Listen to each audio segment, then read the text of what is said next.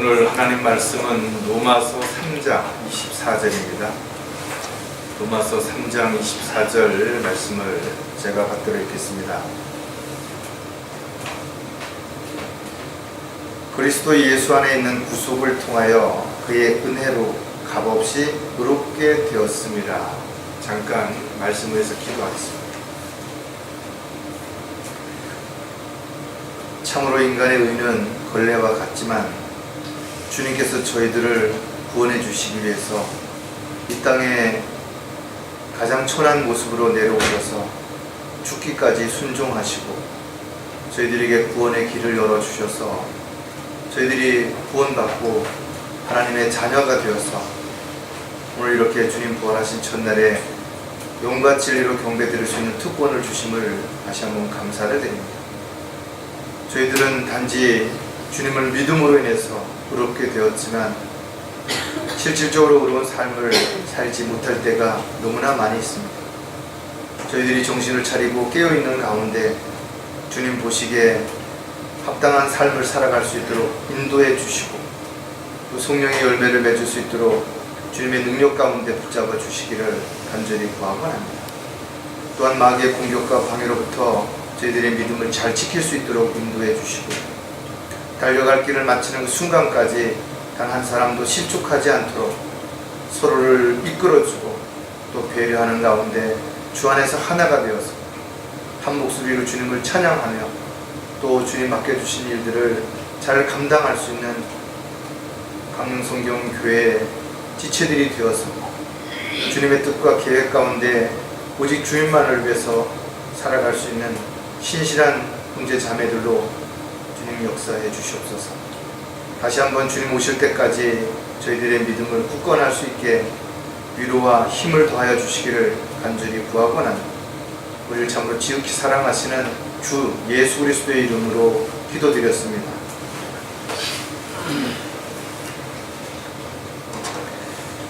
분명 성경은 구원받은 그리스도인들을 의인이라고 의로운 사람들이라고 기록하고 있습니다. 하지만 실질적으로 구원받았다 할지라도 우리가 의로운 삶을 나는 살고 있다라고 자신 있게 말할 수 있는 사람들이 과연 있겠는 것인가 이거죠. 우리가 구약 성경을 읽어보면 의인 중에 노아를 대표적으로 볼 수가 있는데 왜 노아를 하나님께서 의인이라고 하셨는가 하면 노아는 그 당대의 완전한 사람이었으며 하나님과 동행한 사람이라고 기록하고 있다는 것입니다. 노아를 완전한 사람이라고 표현하고 있다면 지금 저와 여러분은 과연 완전한 사람이라고 그렇게 말할 수 있겠는 것인가요? 그럼에도 불구하고 하나님께서는 저와 여러분을 의롭다고 분명 인정해 주셨다는 것입니다. 단지 우리가 하나 알아야 되는 것은 저와 여러분이 의롭다고 인정함을 받는 것은 우리가 어떤 행위를 통해서 구약시대처럼 완전한 사람이었기 때문에 의롭다고 인정함을 받은 것이 아니라 하나님께서 의롭다고 여기시는 예수 그리스도를 믿음으로 의롭다고 인정함을 받았다는 것입니다. 만약에 구약시대의 의인이라고 불렸던 사람들은 에스겔서를 보면 의인이 자기 의로부터 돌이켜 죄악을 범하면 그러니까 단 한 번이라도 의인이 행실로 죄를 짓게 된다면 그 앞에 장애물을 놓으리니 그가 죽으리라 했죠. 어떻게 보면 만약에 저와 여러분이 의롭게 되었지만 우리의 행실이 뭔가 잘못되거나 죄를 져서 의롭지 못하다고 여김을 받게 된다면 저와 여러분은 절대로 의로운 삶을 살아갈 수도 없고 의로운 자라고 하나님 앞에 불릴 수도 없겠죠. 그러나 신약에 와서 우리가 분명하게 알 수 있는 것은 우리가 의롭다고 인정함을 받은 것은 행위가 아니라 믿음으로 받았다라는 것입니다. 그래서 사도 바울은 로마서 4장 5절에 행함이 없어도 불경건한 자를 의롭다 하시는 그분을 믿는 사람에게는 그의 믿음이 의로 여겨지느니라. 즉 우리가 행한 것이 없다. 하나님을 위해서, 주님을 위해서 올바르게 뭘 행한 것이 하나도 없다 하더라도, 또 경건한 삶을 산 적이 없다 하더라도 예수 그리스도를 믿음으로 인해서 하나님으로부터 우리는 의롭다고 인정을 받게 됐다라는 것입니다. 어떤 노력, 어떤 열정, 어떤 지식으로 우리가 의롭게 된 것이 아니라는 것입니다. 왜 우리가 예수 그리스도를 믿어야만 되는 것인가에 대한 분명한 이유가 여기에 있는 것이죠. 예수 그리스도를 믿지 아니한다면 우리의 의는 더러운 걸레와 같기 때문에 절대로 의롭게 살 수도 없고 의인이 될 수도 없다라는 거죠. 선을 행하지만 악을 행치 않는 사람은 이 세상에 한 사람도 없다라는 것입니다. 그렇다면 저와 여러분이 예수 그리스도를 믿고 의로운 사람이라고 하나님 앞에 인정을 받았다면 우리가 어떻게 살아야 할 것인가요? 이것이 그리스도인들의 올바른 자세인데 과연 나는 그런 지금 삶을 살고 있는 것인가? 아니, 살려고 정말 진정 노력을 하고 있는 것인가에 대한 부분은 우리가 다시 한번 자신에게 진지하게 물어보고, 그렇게 살고 있지 못하다면 오늘 말씀을 통해서 다시 한번 우리가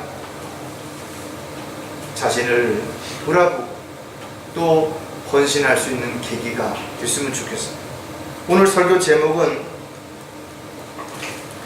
은혜로 의롭게 된 그리스도인들의 생활입니다. 저와 여러분이 어떤 행위를 통해서 의롭게 된 것이 아니기 때문에 나는 이렇게 의롭게 된 사람이라고 자랑할 수 있는 게 없죠. 왜냐하면 하나님께서 값없이 주시는 그 은혜로 인해서 우리가 의롭게 되었기 때문이라는 것입니다. 우리가 성경에 나오는 이 은혜라고 하는 것은 말 그대로 하나님으로부터 값없이 받은 것이에요. 우리는 받을 만한 어떤 자격이나 조건이 되지 않았는데도 불구하고 하나님께로부터 받은 것이 은혜라는 것입니다. 그것도 하나님께서 값없이 주셨기 때문에 우리는 단지 그것을 믿음으로 받았다라는 것입니다. 구원받은 이후에 과연 저와 여러분은 자신의 과거를 돌아볼 때 지금까지 얼마나 의롭게 살아왔는 것인가? 누구 앞에서도 나는 의롭게 살아왔다라고 당당하게 말할 수 있는 것인가? 정말 부끄럽다. 분명 주님께서는 저와 여러분을 의롭게 해주시고 또 의로운 삶을 살기를 원하시는 것입니다. 그렇기 때문에 저와 여러분은 세상으로부터 비진리로부터 구분되고 분리되고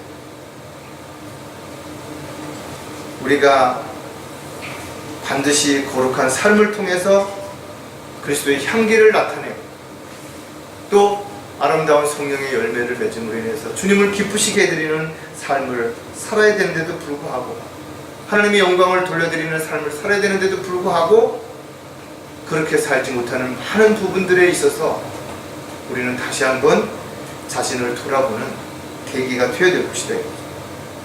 또 저와 여러분이 하나님의 자녀라면 의로운 사람이라고 인정을 받는 그리스도인이라면 말과 행실에 있어서 정말 조심하고 또 조심해야 할 것이에요. 하루를 살아가고 여러분들이 저녁에 조용히 잠자리에 들기 전에 한 번쯤 자신을 돌아보실 거라고. 나는 오늘 하루를 어떻게 살은 것인가. 정말 주님을 기쁘시게 해드리는, 주님께서 원하시는 또 열매 맺는 삶을 살지 못했다 하면 최소한 내가 오늘 죄를 지은 건 없는가, 부끄럽게 산 건 없는가, 불의한 행동을 한 적은 없는 것인가를 한번 진지하게 돌아볼 때 여러분 하나님 앞에 자백할 수밖에 없는 자신의 모습을 보게 될 것이다. 매일 우리는 그렇게 반복되는 과정 속에서 조금씩 성숙해지는 것이고 조금씩 더 의로운 사람으로서의 행동과 말, 책임 있는 그리스도인으로서의 모습들이 본이 되는 삶으로 조금씩 나아가는 그런 저와 여러분이 되어야 되는 것은 분명하다 이거죠. 10년이 지나도 처음이나 지금이나 아니 오히려 처음 주님을 만났을 때의 그 마음가짐보다 점점 더 육신적이고 세상적이 되어 있다면 이것은 우리가 성숙했다라고 우리가 하나님 앞에 더 헌신적인 삶을 살아간다라고 어떻게 말할 수 있겠는 것인가요? 오늘 우리가 정말 의로운 자라고 인정을 받게 됐다면 우리가 어떻게 살아야 할 것인가에 대한 부분을 진지하게 생각해보는 그런 시간을 가지려고 합니다. 은혜로 의롭게 된 그리스도인들의 생활을 우리가 몇 가지 살펴볼 텐데, 첫 번째가 정말 의로운 생활이 지속되어야 한다는 것입니다. 어제는 내가 의로운 생활을 잘 했어요. 근데 오늘은 의롭지 못한 삶을 살았다면, 아니 한 열흘 정도는 열심히 내가 노력해서 의로운 생활을 하는 그리스도인으로서의 향기가 나타났는데 어느 날 갑자기 어떤 일로 인해서 화를 내고 싸우고 죄를 지은 것으로 인해서 의로운 생활이 다시 의롭지 못한 생활이 된다면, 신뢰가 깨어져 버린다면 우리는 또다시 비난을 받게 될 수도 있고 하나님께 영광을 가리는 결과를 가져올 수 있다는 거죠. 히브리어를 보면 의롭다라는 말이 세 가지 의미가 있는데, 그 첫 번째가 치카라고 해서 의로운이라는 단어를 쓰게 되는 것입니다. 의로운 생활을 통해서 자신의 의임을 우리는 사람들 앞에서 또 지체들 앞에서 반드시 입증해야 된다. 되는 대로 아무렇게나 사는 것이 아니라 의로운 사람이라고 하나님 앞에 인정을 받았다면 우리가 의로운 사람으로서의 모습들이 반드시 보여져야 되겠죠. 그래서 사람들이 우리를 보고 저 사람들은 의로운 사람이라고, 정직한 사람이라고, 뭔가 특별한 사람이라고 그렇게 말할 수 있어야 된다. 이것이 그리스도의 향기라는 것입니다. 이사야는 인간의 의는 더러운 걸레와 같다 했습니다. 하나님 앞에 새로 의롭게 인정을 받지 못하면, 즉 하나님의 의로운 사람이 되지 못한다면 아무리 사람들 앞에서는 의로운 척 한다 하더라도 그 의는 더러운 걸레와 같다라는 거지. 하지만 또한 하나님 앞에 의롭다함을 인정받았다 할지라도 우리의 생활이 의롭지 못하게 된다면 그로 인해서 우리는 열매를 맺을 수 없게 된다는 사실 또한 우리가 분명하게 알아야 될 것입니다. 하나님께서 원하시는 그런 의로운 생활을 하기 위해서는 저와 여러분이 어떻게 살아야 될 것인가요? 세상과 일치하지 말고, 또 세상도 세상에 있는 것들도 사랑하지 말아야 될 것이다. 세상 사람들과 믿지 않는 사람들과 분명 구분되고 분리된 모습들이 반드시 우리의 생활 속에서 드러나야 된다는 것이죠. 가장 지혜로웠던 솔로몬은 의로운 자의 뿌리는 요동하지 않으며 주께서는 의로운 자의 혼이 굶주리는 것을 허락치 아니할 것이라 했대요. 의로운 삶을 살아갈 때 많은 어려움이 있을 수 있다 이거죠. 그것으로 인해서 많은 손해를 보고 공격을 받을 수 있다는 거죠. 그러나 하나님께서는 그 혼이 굶주리지 않도록, 즉 육신적으로는 좀 고달플지는 모르겠죠. 그러나 영적인 삶에 있어서는 그 혼이 늘 감사하고 기쁨으로 충만한 상태에서 굶주린 생활이 되지 않는, 노처럼 혼이 괴로워 죽을 지경이라고 그렇게 고백하지 않을 것이라는 것이, 저와 여러분이 정말 은혜로 값없이 의롭게 되었다라는 사실을 알고 있다면 우리 생활이, 의로운 생활이 지속될 수 있도록 분명 우리가 무언가 해야 될 것이다. 그렇게 의로운 생활이 지속되기 위해서 해야 될 몇 가지 또 우리 중요한 부분들을 살펴볼 텐데, 그 중에 한 가지가 주의 길에서 벗어나지 않도록 해야 한다는 것입니다. 즉 주의 길을 따르는 그 과정 속에서 벗어나는 것은 우리가 한다는 것입니다. 하나님께서 벗어나게 하는 거 아니라는 거예요. 비록 환경과 여건들이 그 길을 가는데 장애가 되고 걸림돌이 되어서 힘들고 어려울 수 있습니다. 그러나 그 길에서 벗어나는 것은 결코 자기가 그렇게 한다라는 것입니다. 많은 사람들이 주님의 길을 따르다가 곁길로 간다 이거죠. 아니면 주저앉는다라는 것입니다. 그 길에서 벗어나서 다른 길로 가는 것입니다. 저와 여러분은 마땅히 주님을 따르는 자가 되어야 되는 것이고, 그 달려갈 길을 마칠 때까지 어떠한 일이 있더라도 절대로 멈추어서는 안 되는데도 불구하고 수많은 사람들이 곁길로 갔다라는 것입니다. 시편 기자는 오 주여 주의 도를 내게 보이시고 주의 길을 내게 가르치소서 하였습니다. 우리가 어떤 길을 계획할지라도 그 걸음을 인도하시는 것은 주님이 하신다. 따라서 우리는 우리의 길을 주께 맡겨야 되는 것이고, 주님께서 인도하시도록 주님 앞에 우리가 온전히 순종하는 그런 자세가 되지 않는다 그러면 우리는 이 길을 갈 수가 없는 거죠. 왜냐하면 주님을 따르는 길은 험난하고 많은 사람들이 가지 않는 어려운 길이 될 수도 있다는 것입니다. 또한 이 길에는 수많은 유혹과 미혹이 우리를 붙잡으려고 할 것이고, 이탈시키려고 끊임없이 마귀는 술책을 멈추지 않을 것입니다. 사도행전 13장 10절에 말하기를 오 모든 간교와 악행으로 가득 찬 너 마귀의 자식아, 너 모든 이의 원수야. 내가 주의 의로운 길에서 돌아서게 하는 일을 그치지 못하겠느냐. 주의 길에서 돌아서게 하는 이 일을 누가 한다 이거죠. 바로 마귀의 자식들이 한다라는 것이죠. 우리 주변에는 수많은 사람들이 때로는 양의 가죽을 쓰고, 때로는 우리에게 선하게 다가와서 우리를 넘어뜨려서 이 길에서 이탈하게 만들 수 있다는 것이죠. 따라서 주의 길에서 돌아서게 하는 자가 있다면 그가 누구이든, 지금까지 어떻게 살아왔고 무엇을 했든, 얼마나 많은 업적을 가지고 있든 간에 그는 결국은 마귀의 자식으로서, 마귀의 종으로서의 역할을 하고 있다는 것입니다. 그래서 성경은 우리에게 정신을 차리고 깨어있으라는 것입니다. 올바른 분별력을 가지고 잘 분별하라는 것입니다. 의로운 생활을 위해 주님을 따르는 길에는 언제나 마귀의 공격과 방해가 있는 것이고 유혹이 뒤따르게 된다는 것입니다. 이것을 뿌리치고, 이것을 물리치고, 이것을 헤쳐나가지 못한다면 우리는 이 주의 길에서 낙오가 되는 것입니다. 저와 여러분은 한 사람도 이 길에서 낙오가 되지 않기 위해서 오직 주님만을 바라보고 성령님의 인도하심을 따라 살아가는 저와 여러분이 되시기를 바라는 것입니다. 의로운 생활이 지속되기 위해서 또 우리가 해야 하는 일이 무엇이냐? 바로 절대로 주저앉지 않도록 해야 한다는 것입니다. 힘들 때는 앉고 싶죠. 그러나 앉는 것으로 끝나는 것이 아니라 앉으면 그 다음에 눕고 싶게 된다는 거예요. 하나님의 일을 하기 위해서는 끊임없이 마귀의 공격과 세상의 방해를 우리는 이겨내야 되는 것이죠. 마귀는 어떻게 하든지 믿음의 일꾼들을 끌어내리려고 한다 이거죠. 이 길에서 돌이키게 만들려고 한다는 것입니다. 주저앉게 만들려고 하는 것입니다.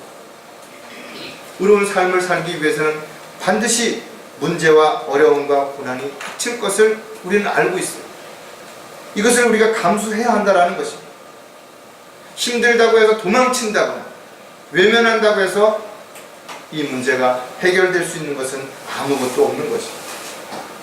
지금 여러분에게 닥친 어떤 문제, 어려움이 감당하기 어려울 만큼 힘들 수 있을 수도 있다 이거죠. 그러나 이것을 여러분들이 이겨내지 못한다면, 그리고 그 자리에 주저앉게 된다면 여러분들은 결국은 이 의로운 생활이 지속될 수 없게 되는 것입니다. 하지만 여러분들이 힘들고 어렵지만 이것을 잘 견뎌낸다면 그만큼 성숙해질 수 있고 그만큼 더 주님의 도구로 쓰임받을 수 있는 기회가 될 수 있는 것입니다.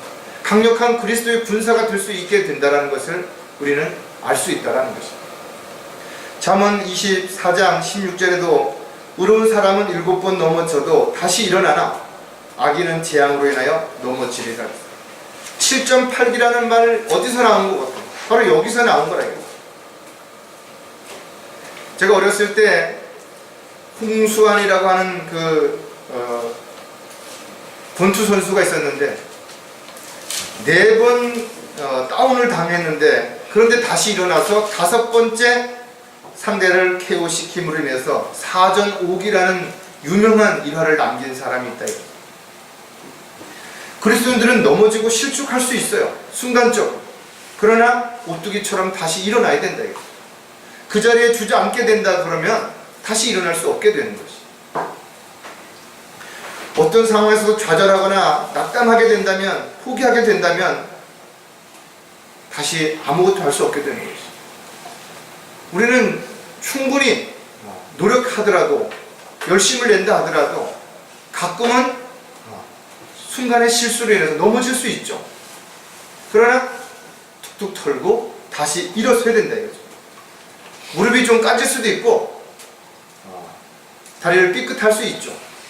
그래서 걷는데 힘들다 하더라도 다시 일어나서 다시 용기를 가지고 아주 천천히라도 한 발짝씩 앞으로 나아가야만 우리가 다시 걸을 수 있고 뛸 수 있게 된다는 거죠. 어려운 신앙생활이 지속되기 위해서 가장 중요한 것은 절대로 힘들다고 해서, 어렵다고 해서 포기해서 안 된다. 여러분들이 어렵고 힘든 상황이 닥친다 하더라도 경배에 빠진다든지 이런 것들이 한 번으로 끝나지 않는다 이거죠. 여러분들이 힘들지만 주님과의 관계를 다시 시작하는 마음에서 시작이 된다면 오히려 그럴 때 주님 앞에 더 의지하게 되고, 그때 여러분들이 주님의 능력으로 그 어려움을 극복함으로 인해서 오히려 다시 한 번 더 주님 앞에 감사하는 마음을 더 크게 가질 수 있다. 내 힘으로는 안 되는데, 내 지혜와 능력으로는 불가능한데 하나님께서 이렇게 해주셨구나. 그래서 하나님 앞에 찬양을 하게 되고 하나님께 영광을 돌리게 된다. 여러분들이 노력해서 할 수 있는 일이라면 하나님 앞에 감사와 찬양이 되겠네. 내가 열심히 했더니, 내가 최선을 다했더니 이번에도 일이 잘 됐다. 성공했다. 어렵게 된 그리스도인들이 어려운 생활을 지속하기 위해서 절대로 어떤 상황에서도 주저앉지 않도록 해야 되는 것. 이것도 우리 각자가 감당해야 할 몫이고 져야 할 십자가의 한 부분이라는 것. 어려운 생활이 지속되기 위해서 우리가 또 해야 하는 일은 불의한 자가 되지 않도록 해야 된다. 우리가 의로운 삶을 살지 못하면 불의한 삶을 살 수밖에 없어요. 우리가 불의한 삶을 살지 않도록 노력하게 된다면 의로운 삶을 살 수 있게 된다는 거죠. 다시 말해서 의로운 삶을 살아가느냐 불의한 삶을 살아가느냐는 아주 백지장 한 장의 차이라는 거죠. 고린도전서 6장 9절에도 보면 불의한 자는 하나님의 나라를 상속받지 못한다는 것을 너희가 알지 못하느냐? 속지 말라. 음행하는 자들이나 우상 숭배하는 자들이나 간음하는 자들이나 여자들처럼 행세하는 자들이나 남자 동성 연애자들이나 다양한 사람들이 불의한 삶을 살고 있다. 하나님의 나라를 상속받을 수 없다는 거예요. 불의한 사람들은 의로운 삶을 살아가는 사람들에게는 어떤 영향을 끼치겠어요? 방해가 되고 장애물이 될 수 있습니다. 저와 여러분이 불의한 삶을 살게 된다면 가족들에게, 지체들에게 악영향을 끼치게 되는 결과를 가져오게 되는 것입니다. 출애굽기 23장 1절에 너는 거짓 소문을 퍼뜨리지 말며 악인들과 손잡고 불의한 증인이 되지 말라. 자신의 유익을 위해서, 어떤 순간에 어떤 무언가를 위해서 악인들과 손잡는다든지 그들을 동조한다든지 거짓 증인을 한다든지 소문을 퍼뜨린다든지 이런 거 하지 말아요. 거짓 증인으로서의 삶은 순간적으로는 뭔가를 얻고 대접을 받을 수 있을지 모르지만 그 결과는 참으로 부끄럽고 비참하네. 모든 것은 언젠간 다 드러나게 되는 것이죠. 인간은 하나님께서 자유의지를 주셨다는 것이죠. 따라서 무엇을 선택하고 또 실행하든지 자기가 한 것이에요.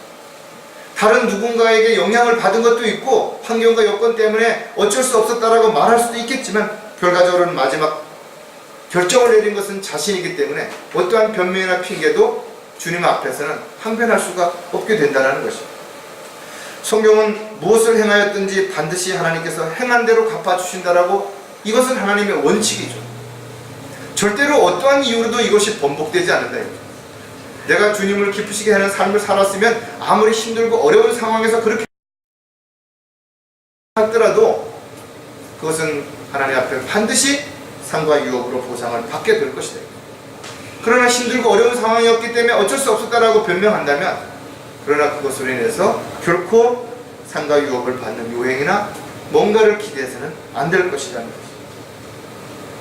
이사야는 악인은 자기의 길을, 불의한 사람은 자기의 생각들을 버리고 주께로 돌아오라 했죠. 불의한 사람들은 자기 생각들을 버리라는, 자기 생각을, 내 생각에는, 내 입장에서는 아니라는 것이, 하나님의 말씀에 비추어 보아서 자신이 지금 하는 것이 옳지 않다면 돌아오는 것이, 돌이켜야 되는 것이. 그리하면 그에게 자비를 베푸시리라 했죠. 우리 하나님께로 돌아오라, 그가 넘치게 용서하실 것이라 했죠. 내가 뭔가 잘못했다 이거죠. 그럼 즉시 자백하고 돌이키라는 것이. 뭔가 내가 만회해서 잘한 다음에 뭔가 더 좋아지면 그때 주님께 나오겠다, 천만의 말씀이에요. 여러분들이 어떤 잘못을 저질렀으면 즉시 인정하고 하나님 앞에 자백하고 돌아오면 되는 거예요. 지체들이 어떻게 생각할까? 사람들이 나를 어떻게 볼까? 나를 위선자라고 생각하지 않을까? 이런 생각, 그것 때문에 내가 뭔가 만회해서 뭔가 좀 더 공을 세우고 사람들이 인정할 만한 위치에 서면 그때 나오겠다, 천만의 말씀이래요. 저와 여러분이 살아가는 모습이 뭔가 특별한 것 같고 다른 것 같지만 대동소이한 거예요. 조금 더 어려울 수 있고 조금 더 불의할 수 있는 차이예요. 조금 더 성실하고 조금 더 성실하지 못한 차이를, 조금 더 오래 참고 조금 더 못 참는 이 차이인 거예요. 특별한 거 없는 것이. 여러분들이 자신이 믿음 생활을 잘하고 또 뭔가 주님을 기쁘시게 하는 삶을 살아갈 때는 다른 지체들이 힘들고 어려운 걸 보면 왜 저렇게 사나 이렇게 오해를 하고 착각할 수도 있지만, 자신이 힘들고 어려울 때의 모습을 한번 보라 이거예요. 그것이 다른 지체들에게, 또 다른 사람에게 어떤 모습으로 비춰질 것인가. 결과적으로 우리는 이런 과정들이 반복되지만 가장 중요한 것은 주의 길에서 벗어나지 않는 것이. 내가 실수하고 잘못했다 하더라도, 죄를 졌다 하더라도 다시 돌이켜서 주님이 인도하심에 온전히 순종하며 따라가는 것입니다. 여러분들이 어떤 상황에서 주저앉았다 할지라도 부끄러워하지 말고 다시 툭툭 털고 일어서는 것입니다. 그리고 스스로가 불의한 자가 되지 않도록 끊임없이 자신을 점검하고 또 점검하고 최선을 다해서 노력하는 것이야말로 우리가 의로운 삶이 지속될 수 있는 가장 확실한 방법이랍니다. 두 번째, 은혜로 의롭게 된 저와 여러분이라면 어떻게 살아야 될 것인가 이거죠. 바로 정확한 생활이, 정직한 생활이 변함이 없어야 된다 이거죠. 히브리어로 의롭다라는 말은 야셀이라는 말로 정직하다는 의미를 가지고 있다. 여러분, 착한 종과 게으른 종의 차이가 뭐가 있는 것입니까? 언제 드러나는 것이냐? 주인이 없을 때 드러나는 것입니다. 예수님께서도 제자들에게 비유로 말씀하셨다. 주인이 종들에게 각자 달란트를 나눠주고 먼 여행을 갔다 돌아왔을 때 그 종들이 했던 모습들은 세 가지로 나눠지는 거예요. 주인이 있든 없든 간에 성실하게 열심히 일한 사람이 있고, 주인이 없으니까 자기가 주인 노릇한 사람이 있고, 주인이 없으니까 적당히 게으르게 자신의 유익을 취한 사람이 있다. 그러나 주인이 왔을 때 그 사실을 몰랐냐 이거죠. 다 알았다 이거죠. 그리고 거기에 대해서 어떻게 해야 되죠? 어떤 사람은 신실하다고 인정받고 어떤 사람은 악하다고 인정을 받게 된 것입니다. 저와 여러분 마찬가지다 이죠. 하나님께서 우리에게 각자의 재능과 은사를 주신 것이, 또 우리 스스로에게 어떻게 살기를 원하시는지 알고 또 우리가 그렇게 살 수 있도록 도와주시겠다고 약속하셨다 이거죠.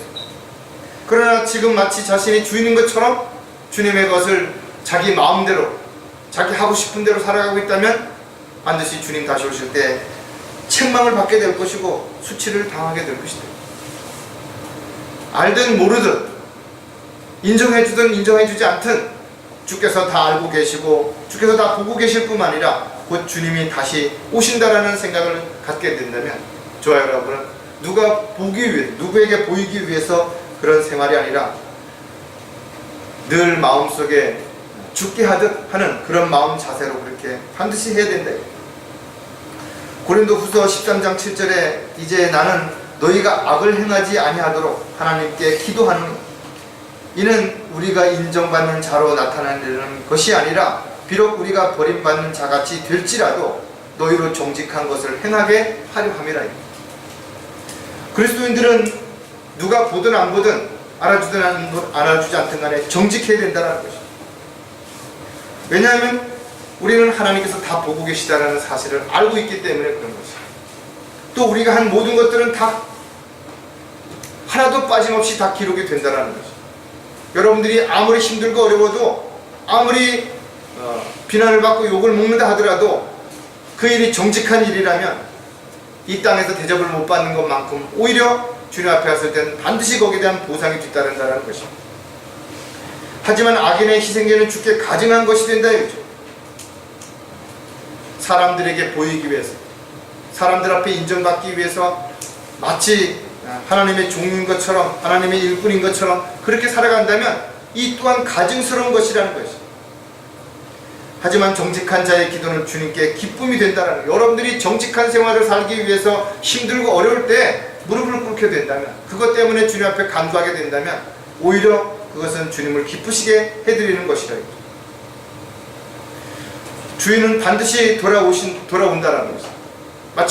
마찬가지로 주님이 오신다고 약속하신 그때가 심히 가까이 왔다라는 것이죠.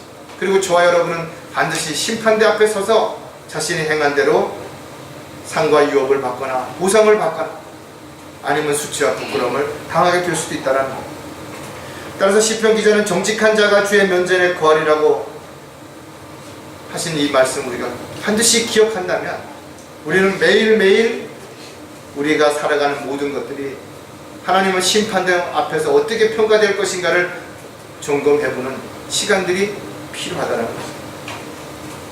정직한 생활이 변함없이 지속되기 위해서 우리는 어떻게 해야 될 것인가를 또 몇 가지 살펴보면 가식적인 자가 되지 않도록 하라는 것입니다.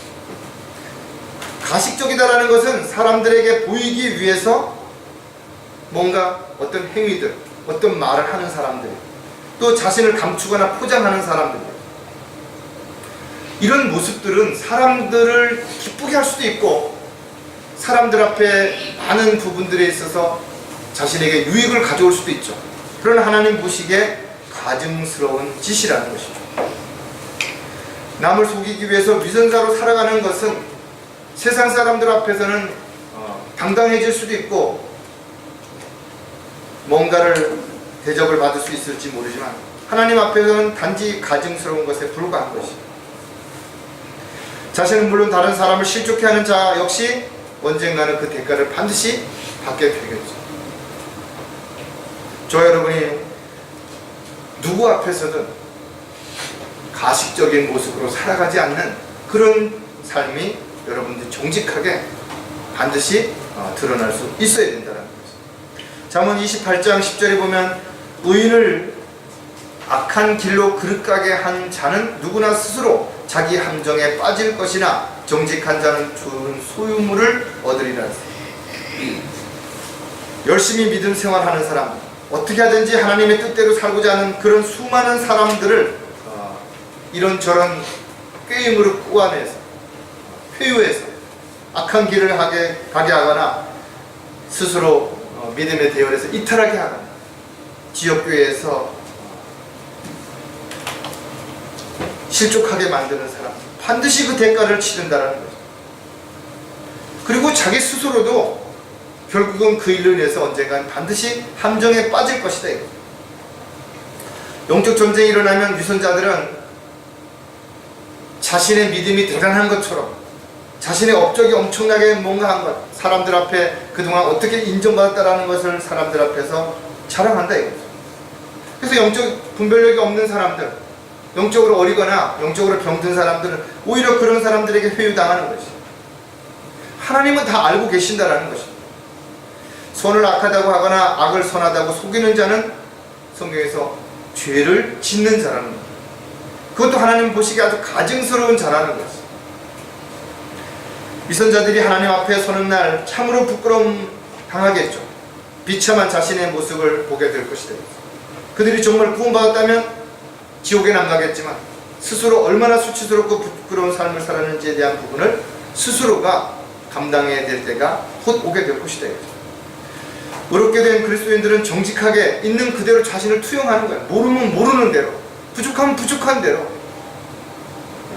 그리고 도움이 필요하면 지체들에게 손을 내미는 거죠. 기도를 요청하는 것입니다. 허영을 따라서 자신을 자랑할 필요도 없는 것이고, 있는 척, 잘난 척, 특별한 척 할 필요가 없다라는 것. 정직한 생활이 변함이 없으려면 또다시 이런 것을 우리는 해야 될 것입니다. 거짓말을 하지 않도록 해야 한다는 것입니다. 정치인들만 약속을 해놓고 약속을 안 지키는 거짓말쟁이라는 게 아니야. 배우들만 다른 사람의 모습을 흉내내는 거짓된 행동을 하는 게 아니라는 것입니다. 아담의 성품을 가진 사람들은 크고 작은 차이가 있을 뿐 누구나 거짓말을 하게 되는 것입니다. 그리스도인이라고 해서 예외가 아닌 것입니다.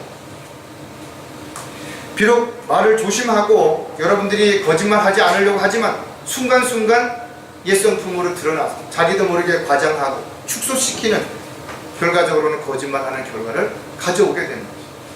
또 듣기 좋으라고, 상대방 기분 좋으라고 하는 말 중에도 상당수가 사실과 다른 부분들이 섞여 있을 수 있다는 것입니다. 성경은 그리스도인들에게 언제 어디서나 진리를 말하라고 분명히 말씀하셨다. 거짓말 안에는 진리가 없다는 것입니다. 즉 진리를 말하는 사람은 거짓말을 할 수가 없다는 것입니다. 따라서 순간순간 우리가 거짓말을 하게 된다면 즉시 자백해야 되는 것입니다. 또 그 거짓말을 하는 것이 분명하게 드러났다면 그 상대방에게 가서 자신이 한 거짓말에 대해서 분명하게 이야기를 해야 되는 것입니다. 그래야만 더 이상 거짓말하지 않고 살아갈 수 있습니다. 거짓말은 한 번 거짓말하게 되면 그 거짓말을 정당화시키기 위해서 7번 거짓말을 해야 된다는 거예요. 끊임없이 거짓말이 또 다른 거짓말을 하게 되고, 그것이 악순환이 돼서 더 큰 문제를 일으킬 수 있다는 거예요. 고린도후서 8장 21절에 주 앞에서뿐만 아니라 사람들 앞에서도 정직한 일들을 하려 합니다. 우리가 하나님 앞에서 거짓말하지 않는 것, 여러분 기도할 때 거짓말하는 사람이 있겠어요? 하나님이 다 들으신다라는 것을 알면서 거짓말하겠네요. 하나님 앞에서는 사실 그대로 이야기하면서도 사람들 앞에서는 전혀 그렇지 않은 것처럼, 아무런 문제도 없는 것처럼, 아무런 잘못도 없는 것처럼 그렇게 한다면 이건 거짓말이래요. 사람이 한번 내뱉은 말은 다시 주워 담을 수 없다 이거죠. 언제 어디서 누구를 만나든지 간에 여러분들이 한 말은 언젠가는 그것이 메아리가 돼서 다시 여러분에게 돌아올 수 있어요. 성경은 어떠한 빈말이라도 반드시 해명해야 될 때가 온다 그랬다 이거죠. 마귀는 그리스도인들조차도 순간순간 거짓말을 만들게 함으로 인해서, 거짓말하게 함으로 인해서 자신이 쌓아놓은 신뢰를 스스로 무너뜨리게 만드는 것이죠. 그리고 자신의 믿음을 지키지 못하게 만드는 것이죠. 사람들이 저 사람은 말로만 저러지, 또 저 사람이 지금까지 보였던 건 위선이라고 이렇게 말한다 이거예요. 설사 여러분들이 거짓말을 하지 않고 10년 동안을 살았다 하더라도 어느 날 어떤 일로 인해서 거짓말한 게 들통이 났어요. 사람들이 여러분들이 10년 동안 정직하게 사는 걸 인정해 주냐 이거죠. 10년 동안 여러분 위선자라고 욥의 친구가 욥에게 이야기했던 것처럼 그렇게 말할 것이다. 여러분들이 그렇다고 해서 10년 동안 거짓말을 안 하고 살아온 것이 없어지는 거 아니라는 거예요. 그래서 여러분들이 가식적으로 사람들에게 보이기 위해서 사람들을 의식하게 된다면 결국은 거짓말 할 수밖에 없게 되는 결과를 가져오게 되는 것이죠. 이것을 여러분들이 분명하게 도전할 수 있어야 돼요. 정직한 생활이 변함없이 또 계속 지속되기 위해서는 하나님의 은혜를 잊지 않도록 해야 한다는 것입니다. 저 여러분이 영원한 지옥 형벌로부터 구원받은 것은 하나님의 은혜라는 것입니다. 값없이 주시는 은혜로 된 것입니다. 선물이라는 것입니다. 저 여러분이 하나님 자녀가 된 것도 마찬가지라. 산소망을 가지고 살 수 있는 것도 모두 하나님의 은혜라는 것입니다. 이런 은혜를 받았다면 은혜를 절대로 잊어서는 안 되는 것입니다. 배은 낭독하다라는 부사성어가 있는 것처럼 어렵고 힘들 때 도움을 받았는데 오히려 자신이 좀 불리해지니까 오히려 자신을 도와준 사람을 공격하고 없는 말을 지어내서 거짓말하고 이런 것이 순간적으로 자신에게 유익이 될지 모르지만 결과적으로는 언젠가는 그 대가를 다 받게 될 것입니다. 저 여러분 마찬가지라 하나님의 은혜를 받았음에도 불구하고 순간적으로 어렵거나 힘들면 하나님의 은혜를 저버리고 오히려 세상으로 다시 돌아가거나 세상의 무엇인가를 붙잡으려고 하는 그런 모습들이 우리에게 얼마든지 남아있을 수 있다는 것입니다. 이 세상은 정직한 사람들보다 적당히 타협하고 융통성을 부리는 그런 사람들이 훨씬 더 인정받는 것이, 그런 사람들이 대접받고 더 잘 살 수도 있는 세상이 분명하다 이거죠. 그렇다고 해서 저와 여러분이 그런 사람들을 따라서는, 또 그런 사람들의 어떤 삶을 동조해서는 안 된다는 것이죠. 정직하게 살고자 한다면 많은 손해를 볼 수도 있죠. 오히려 어려움을 당할 수도 있습니다. 여러분들이 입 다물고 있으면 아무 문제가 없을 텐데, 여러분들이 정직하게 자신의 어떤 잘못을 인정하게 되면 그로 인해서 엄청나게 비난을 받거나 손해를 볼 수도 있다는 것입니다. 고린도후서 1장 12절에 우리의 자랑이 이것이니 우리의 양심의 증거라. 이는 우리가 진지함과 경건한 생활함으로, 경건한 성실함으로 하되 육신의 지혜가 아닌 하나님의 은혜로 세상에서 행하고 또 너희를 위하여 보다 풍성히 행한 것이라. 저 여러분은 양심이 성령님께서 피뿌림을 통해서 깨끗하게 해주신다고 분명히 약속하시더래요. 더 이상 우리 양심이 변질되지 않도록 하기 위해서 순수한 마음을 가지고 살아야 돼요. 그리고 그 순수한 마음 속에 하나님의 은혜를 절대 잊으시면 안 된다. 항상 언제 어디에서 무엇을 하든지 간에 주님의 은혜로 우리가 지금 이 자리에 있다는 사실들을 기억한다면 오히려 감사할 수 있어야 되고 기뻐할 수 있어야 되는 거죠. 저와 여러분이 의롭게 된 그리스도인이라는 것을 잊지 말아야 되는 것처럼 하나님의 은혜가 지금도 끊임없이 우리와 함께하고 있음을 여러분들이 잊지 않는다면 여러분들은 변함없는 정직한 그리스도인으로서의 신실한 생활을 행하면서 살아갈 수 있게 될 것이죠. 마지막으로 은혜로 의롭게 된 그리스도인의 생활을 우리가 어떻게 해야 될 것인가 이거죠. 바로 올바른 생활이 본이 되어야 한다는 것입니다.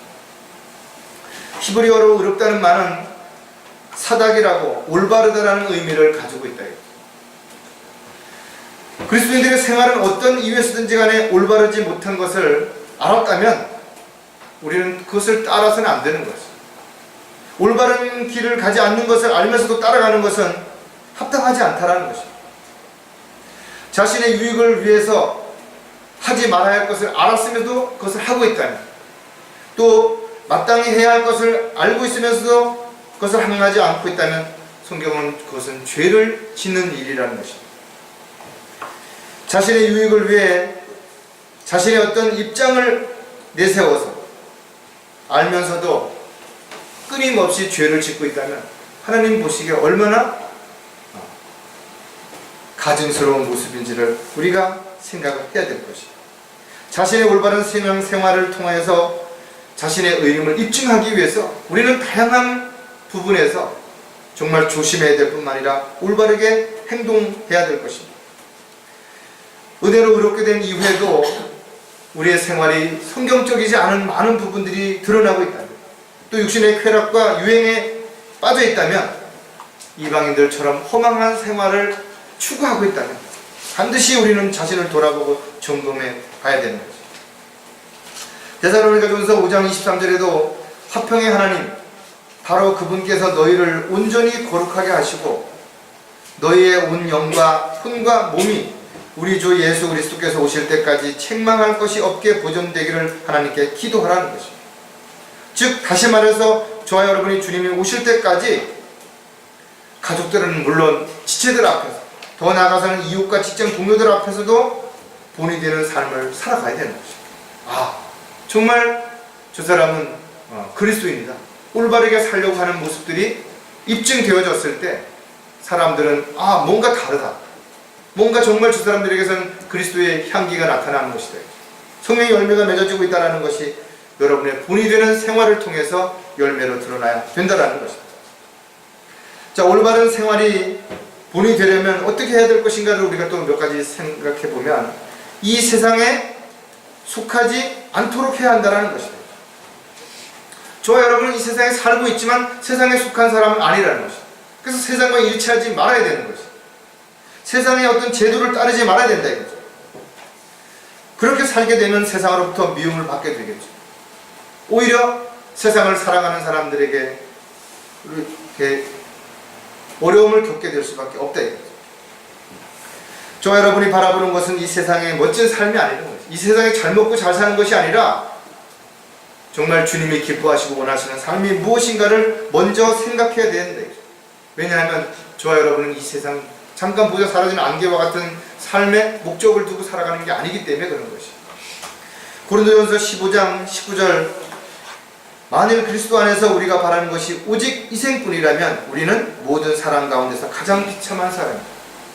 우리가 바라는 것이 이생뿐이라면, 이 세상에서 잘 먹고 잘 살고 사람들 앞에 대접받고 성공하고 출세하는 것이 다라면 가장 비참한 사람이라는 것이. 그렇다면 가장 비참한 사람이 되지 않기 위해서 어떻게 되냐 이거죠. 이 세상에서가 아니라 하나님 앞에서 하나님이 원하시는 삶을 통해서 인정받는 삶이 반드시 필요하다 이거죠. 저와 여러분은 눈 깜짝하는 사이에 지나가는 이 세상에서의 삶에 미련을 두게 된다면, 거기에 희망을 걸게 된다면 우리는 눈에 보이는 것에 더 마음을 빼앗길 수밖에 없다 이거죠. 세상에서 사람들 앞에 인정받고 자랑하기 위해서 많은 시간을 허비해야 될 뿐만 아니라 거짓말하게 되고 결과적으로는 부끄러운 삶을 살 수밖에 없게 되는 것입니다. 비록 저는 또 여러분은 지금 어려운 삶에 처해 있고 고난과 시련 가운데 있다 하더라도 주님이 다시 오신다는 사실을 정말 믿는다면, 그것도 곧 다시 오신다라는 그 약속을 여러분 확신 가운데 가지고 있다면 주님의 다시 오심을 간절히 사모해야 될 뿐만 아니라 주님이 다시 오심을 간절하게 기다리면서 주님 오실 때 부끄럽지 않은 모습으로 발견될 수 있도록 각자가 있어야 할 자리에서 해야 할 일들을 잘 감당하면서 그렇게 살아야 합니다. 올바른 생활이 본이 되려면 무질서하게 행동하지 않도록 해야 한다는 것입니다. 하나님께서는 우주 만물을 말씀으로 창조하시고 지금도 질서 가운데 운행하시는 것이에요. 우리가 이 우주의 신비를 조금만 알게 된다면 아마 깜짝 놀랄 것이에요. 어느 하나가 조금만 이탈을 하게 된다면, 만약에 수많은 그 행성 가운데 하나가 1도만 벗어난다면 얼마나 큰 문제가 생길지 한번 좀 생각해 봐야 됩니다. 지구와 달의 거리가 조금만 더 가까워진다면, 또 조금만 멀어진다면 어떻게 되겠냐. 그 바닷물이라든지 썰물과 민물에 대한 차가 극심해져 가고 바닷가에 있는 도시들이 한순간에 잠길 수도 있다 이거죠. 태양과 지구가 조금만 더 가까워지면 어떻게 되냐. 한순간에 수많은 생태계가 파괴될 것이다 이거죠. 빙하가 다 녹아버리고 엄청난 문제가 돼. 조금만 더 멀어지면 극심한 추위로 인해서 얼마나 또 많은 어려움이 있을 것인가 이거죠. 하나님께서는 모든 것들을 다 질서 가운데 운행하고 계시다. 저와 여러분뿐만 아니라 우리 주변에 있는 작은 어떤 곤충들 한 마리까지도 주님께서는 다 관장하고 계신다는 것을 우리가 한 번쯤 깊이 생각해 봐야 됩니다. 데살로니가 후서 3장 6절에 형제들아 우리 주 예수 그리스도의 이름으로 너에게 명하노니 무질서하게 행동하고 우리에게서 받은 전통을 따라 행하지 않는 모든 형제를 멀리하라. 구원을 받았다 하더라도 주님의 뜻과 계획에서 벗어나서 끊임없이 무언가를 문제를 만들어내는 사람, 이런 사람들 멀리하라는 것입니다. 아모스 선지자는 이스라엘의 죄 가운데서 이런 부분들을 지적하고 있는데, 그들이 의인을 괴롭히고 뇌물을 받으며 성문에서 가난한 자를 그들의 올바른 길로부터 벗어나게 하였다. 오늘날도 마찬가지로 목사라고 하는 사람들이 또는 그리스도인이라고 자처하는 많은 사람들이 오히려 많은 사람들을 실족하게 만드는 이런 일들이 일어나고 있다. 벗어나게 만든다. 무질서하게 만든다. 하나님의 말씀이 아니라 온갖 비리들을, 온갖 비진리들을, 온갖 사설들을 집어넣어서 사람들을 혼란시키고 사람들로 하여금 어렵게 만든다. 성경은 이런 사람들이 무질서하게 행하여 전혀 일하지 아니할 뿐만 아니라 모든 일에 참견만 하는 자들이에요. 이건 이게 문제고 저게 문제고 이건 어떻고 저떻고 이러면서 자기는 실질적으로 아무것도 하지 않고 판단만 하는 사람들이에요. 어느 조직이나 질서가 어지럽혀지는 일들을 하는 사람들이 있다. 반드시 분리시켜야 되는 것입니다.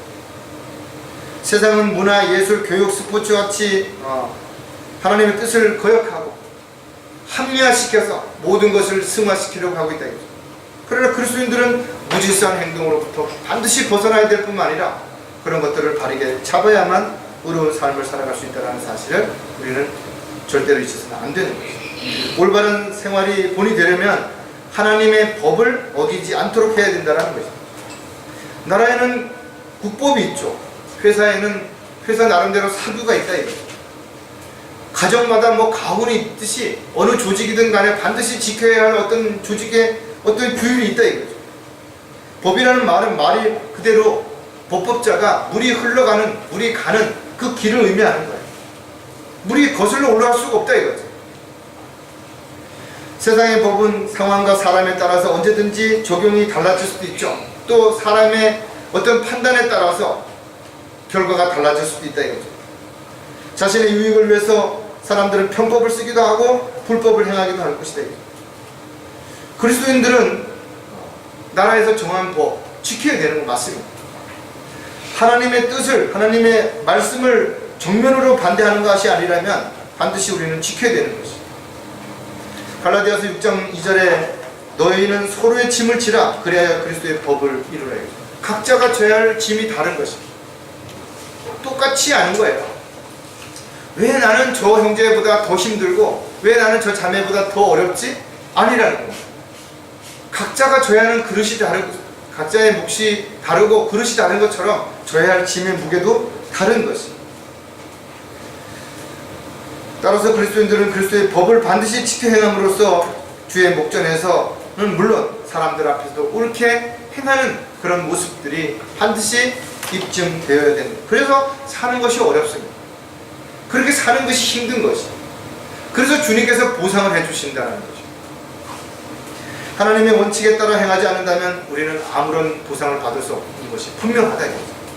힘들어도 하나님의 원칙대로 해야 되는 것이고 힘들지 않아도 하나님의 원칙대로 해야 되는 것이고 하나님은 우리가 늘 힘들게만 하지 않으실 것이다. 힘들게 하게 된다면 또다시 즐겁고 신나고 또 뭔가 새로운 것을 주셔서 용기를, 위로를 주셔서 우리가 다시 일할 수 있는 기회를 반드시 주실 것이다. 저 여러분이 올바른 생활을 지속하기 위해서는 반드시 지켜야 할 법이 있다. 하나님의 법을 절대로 어기거나 벗어나서는 그 어떤 것도 어떤 기대도 할 것이 아무것도 없게 된다는 것이죠. 이렇게 본이 되는 생활은 쉽지 않습니다. 이 세상에 속하지 않는 삶을 무질서하지 않고 하나님의 말씀에 따라 질서 가운데서 그리스도의 법을 따라 살아가는 것이 결코 쉽지 않은 것이지만 그렇게 살아갈 때 주님은 우리에게 잘했다고 칭찬할 것이고 거기에 대한 합당한 보상을 해주실 것이 분명하다.